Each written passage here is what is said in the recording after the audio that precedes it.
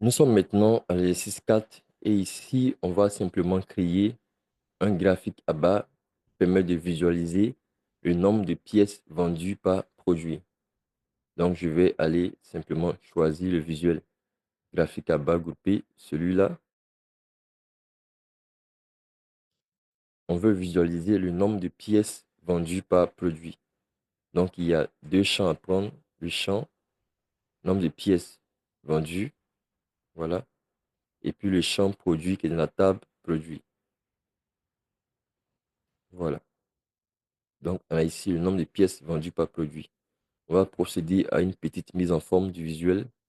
Donc, je vais dans visualisation, mettre en forme votre visuel. Au niveau de l'axe Y, c'est-à-dire ici, on va enlever le titre qu'on voit ici, produit. Donc, axe Y, je vais enlever le titre. Voilà. Au niveau de l'axe X, également, enlever le titre et les valeurs qui s'affichent. Donc, axe X, je vais enlever le titre et les valeurs qui s'affichent. Maintenant qu'on a supprimé le titre et les valeurs, on va afficher les étiquettes sur les barres pour voir ce que représente chaque barre en termes de valeur. Donc, je vais sur étiquette de données, je vais activer et voilà, on a les valeurs pour chaque barre. Sur l'étiquette, on va par exemple changer l'unité. Donc, je viens sur valeur dans la partie étiquette. Unité d'affichage, c'est automatique, je vais mettre aucun. Alors, si on remonte, quand on regarde au niveau de l'axe Y, on voit qu'il y a certains noms qui sont tronqués. Ordinateur portable, c'est pas terminé, on a des 3 points.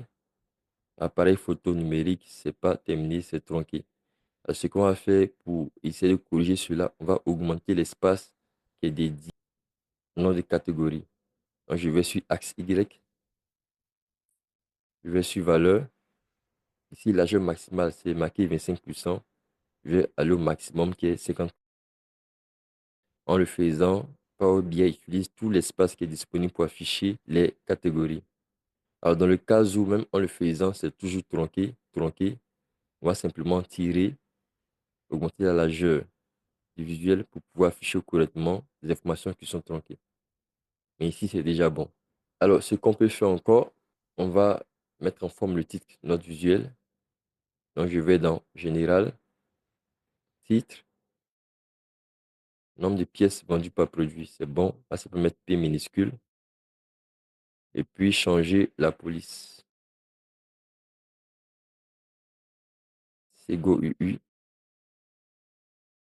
12. Voilà.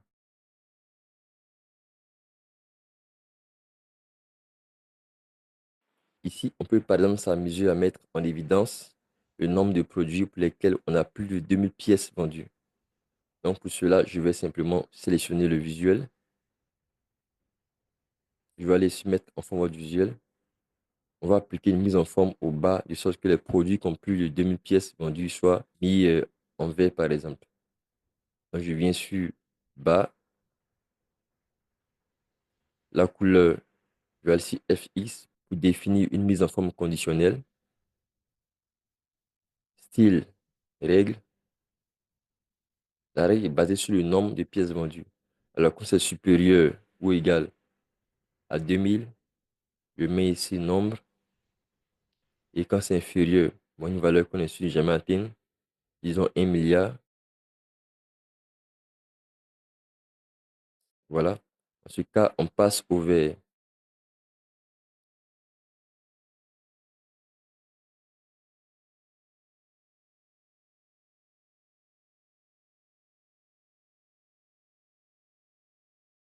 Voilà. Et je valide. Donc ici, on voit bien que tous les produits qui ont plus de 2000 pièces vendues sont mis en évidence avec la couleur verte. Ce qu'on va faire, on va aller encore copier notre visuel, notre segment année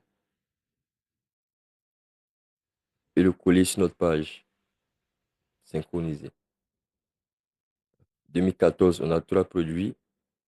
2013, on a 2 produits.